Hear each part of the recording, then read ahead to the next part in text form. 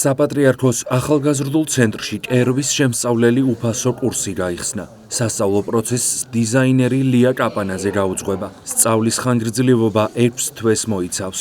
პროექტი საპატრიარქოს ახალგაზრდული ცენტრის ხელმძღვანელის ჭყონდიდელ მიტროპოლიტ სტეფანეს ლოცვა კურთხევით ხორციელდება.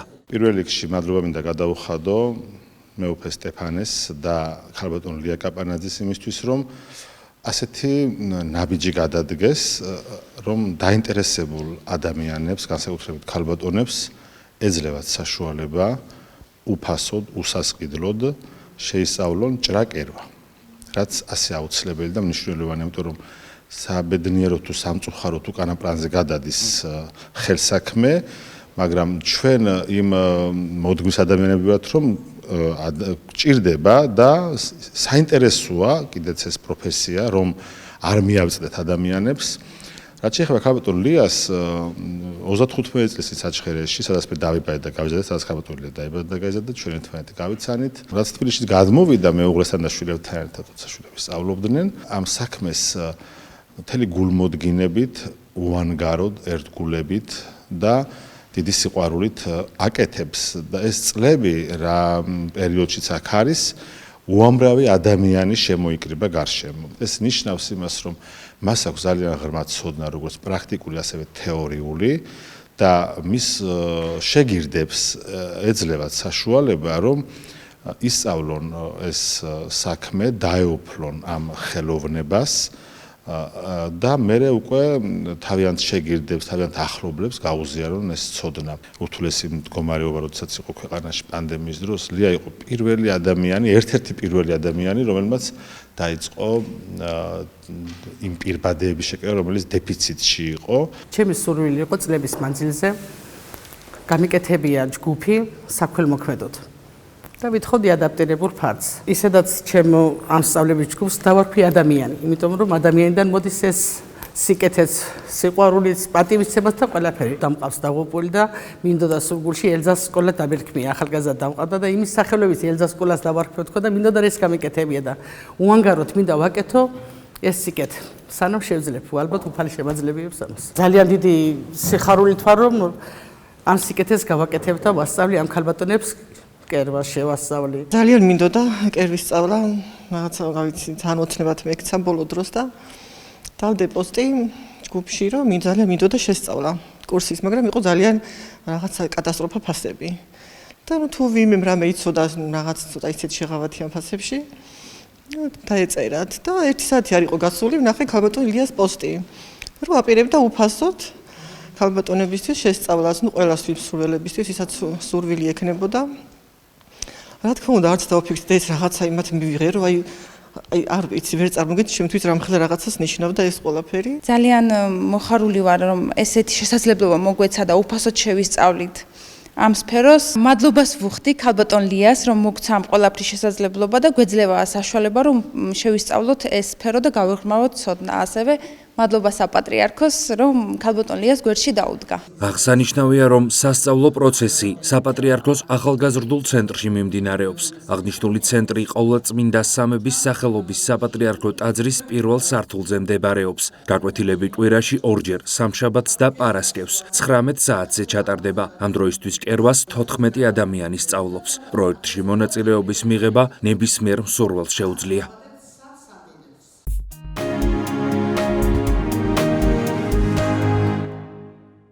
შალვა ამირანაშვილის სახელობის ხელოვნების სახელმწიფო მუზეუმის ახალი საგამოფენო სივრცე მუდმივ მოქმედ გამოფენას სახელწოდებით ქართული ხელოვნება 1900-1930 მასპინძლობს. ექსპოზიციაზე წარმოდგენილია 14 მხატვრის 70-მდე ნამუშევარი. საგამოფენო სივრცეში დამთვალიერებელი იხილავს ნიკო ფიროსმანის, გიგო გაბაშვილის, მოსე თოიძის, იაკობ ნიკოლაძის, ნიკოლოზ კანდელაკის, ლადო გუდიაშვილის, შალვა ქიქოძის, ვალერიან სიდამონ ერისთავის, დიმიტრი შევარდნაძის, ელენე ახვლედიანის, ქეთევან მაღალაშვილის, კირილე ზდანევიჩისა და დავით კაკაბაძის ნამუშევრებს. ორგანიზატორთა განმარტებით ახალ, დინამიკურ საგამოფენო სივრცეში განთავსებული ექსპოზიცია მიზნად ისახავს წარუდგინოს საზოგადოებას ქართული ხელოვნების ნიმუშები, რომლებიც განსაზღვრავს მხატვრული ინოვაციებისა და კულტურული ტრანსფორმაციის ეპოქას. ახალ საგამოფენო სივრცეში თავმოყრილია ამინაშვილის სახელობის სახელმწიფო მუზეუმის ახალი ქართული ფონდის კოლექციის რასაკვირველია მცირე ნაწილი. ყველასათვის ცნობილი ქართველი მოდერნისტები კაკაბაძე, გუდიაშვილი, ახვლედიანი, მაღალაშვილი, სიდამონ ერისთავის, დანევიჩი ისევ დაუბრუნდა საგამოფენო სივრცეს.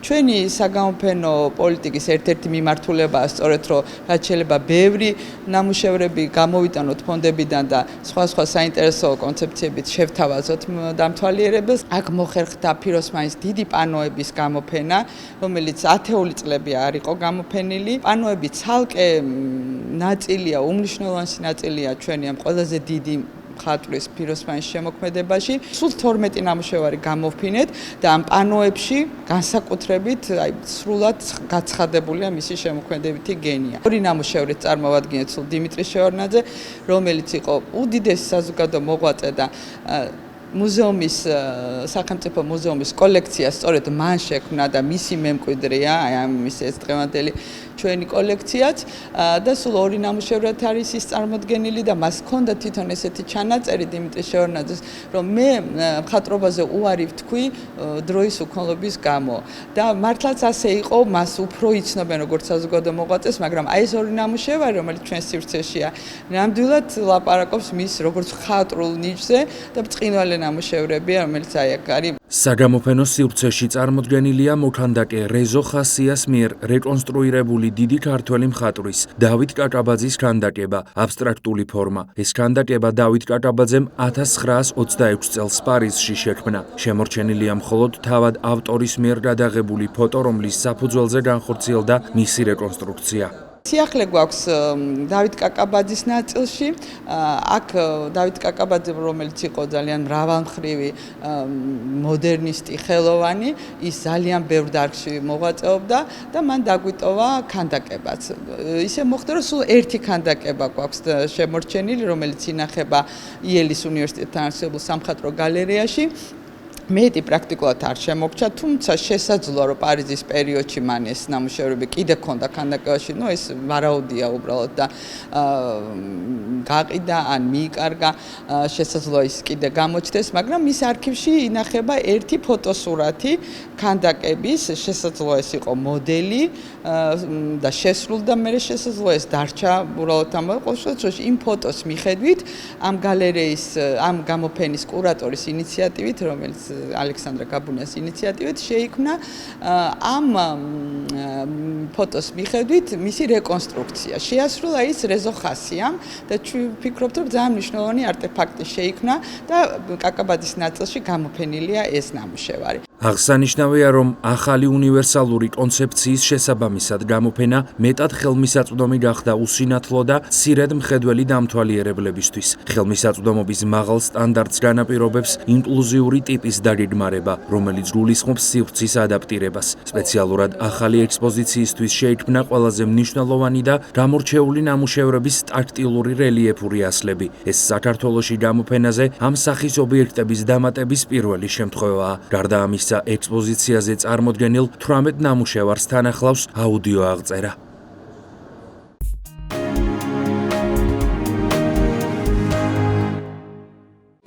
არტერიული ჰიპერტენზია თანამედროვე მსოფლიოს ერთ-ერთ უმთავრეს სამედიცინო პრობლემად მიიჩნევა. მას ჩუმ მკვლელს უწოდებენ, რადგან ბევრი ისე ატარებს მაღალ წნევას, რომ არც კი იცის ამის შესახებ. სიმპტომები მანამდე არ იჩენს თავს, სანამ ორგანიზმს შესამჩნევი ზიანი არ მიადგება. როგორც სპეციალისტები აცხადებენ, საწყის ეტაპზე კლინიკური ნიშნების გამოვლენამდე ჰიპერტენზიის აღმოჩენის ერთადერთი საშუალება წნევის გაზომვაა. ამიტომ მოგვიწოდებენ ექიმები ვიკონტროლოთ წნევა, მიუხედავად იმისა, გვაწუხებს თუ არა რამე.